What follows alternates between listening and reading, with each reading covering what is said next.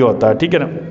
اچھا، وہ یوں نا کہ ابراہیم علیہ السلام نے کعبۃ اللہ کی تعمیر کی اسماعیل علیہ السلام سے مل کر، جب تعمیر مکمل ہو گئی تو اللہ تعالیٰ نے ابراہیم علیہ السلام کو کہا اعلان کر دیں کہ لوگ حج کے لیے آئیں۔ سنو، یہاں تو کوئی ہے ہی نہیں، یہاں تو کوئی ہے ہی نہیں، کیسے کہوں؟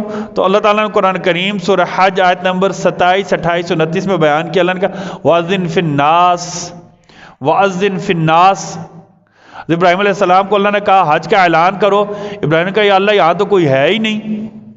تو اللہ نے شاید کہا کہ اعلان کرنا آپ کا کام ہے، بندے بھیجنا میرا کام ہے۔